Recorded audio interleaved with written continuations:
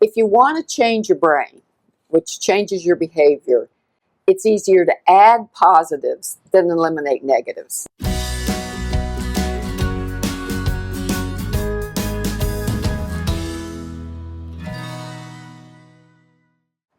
So when relationships end, people often make resolutions to say, I'm not going to do that, or I'm not going to do that, or I'm not going to do that again, right? But all too often those patterns repeat themselves in future relationships. So what does somebody actually have to do to change so they don't attract the same thing again? Well, it's not only what they have to change in themselves, it's what they have to look for in the patterns in other people. Patterns are a very big deal, and changing them can sometimes be kind of hard. The thing about patterns is it's all about perspective. We all have our perspectives, what we think, what we believe, what we think we know, and they may or may not be accurate. So I think when it comes to changing patterns and not repeating the things you've done in the past, a really good point is you've got to get good feedback. We all have what we know in our head, right? And at some point you exhaust whatever that is, no matter what the subject is. So then it's important to get feedback. And feedback can come in a lot of different ways, but I think that's the best way. You can't trust yourself all the way when you keep making the same mistake. Something has to change. If you want to change your brain, which changes your behavior, it's easier to add positives than eliminate negatives. That's the hard thing. But doing what's easy won't change your brain. So you have to do the most difficult right thing. And what is the right thing? Whatever's in line with your core values. And I really liked your idea, Julie, about getting support, because you can't do it all yourself if it's a pattern. So you've got to make a plan and then get support for following through with your plan.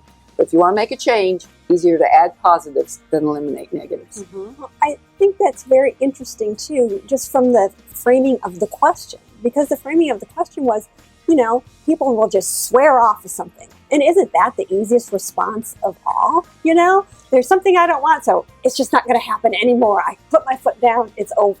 But it takes a lot more than that. You can't just say, okay, it's fixed. You really have to do some deep thought.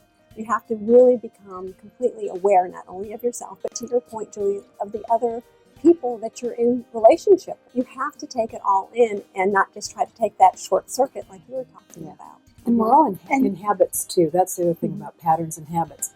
You can't subtract your way to success. I give the example all the time with my clients. Okay, if you think you can subtract what you want in your life and you're going to actually get there, it won't work that way. And I'll prove that because I'm going to have you go to the mall. I have something I want you to buy. But it's not in the men's department. It doesn't have buttons. It's not on any shelf. It's not a large thing. And you go on and on with all the things it isn't. They have no idea it's the purple bikini I was actually talking about. So you're absolutely right. You got to add positives. And what's interesting, I think when I think of a pattern, I think of a dynamic between two people, right? And so I was thinking with that kind of a dynamic that these two people have, recruit your partner in this in terms of support, in terms of what Pat said, recruit your partner. So how do you do that? When you're actually in a connected state, right? When the two of you are connected, that's the time to have a code word. You come up with a secret code for the pattern that you would have had to identify ahead of time. Come up with your secret code. That way you guys are going to be uniting and fighting the pattern instead of fighting each other when the two of you are engaged in that dynamic. I find that can be very helpful in terms of, you're aligned, you're united. It's a good point, Jess, because people don't necessarily say, I'm going to change something because I broke up. Sometimes they'll say, I want to change something within a relationship. And I think your advice is exactly the same.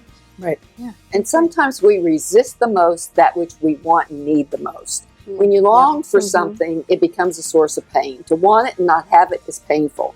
So when it finally shows up in your life, the longing ends, but the grief begins. So it feels uncomfortable to get what you want. So that's why you need support and safety, somewhere to practice getting what you want. Because oftentimes it's right there. But to accept it, you have to overcome your own defense.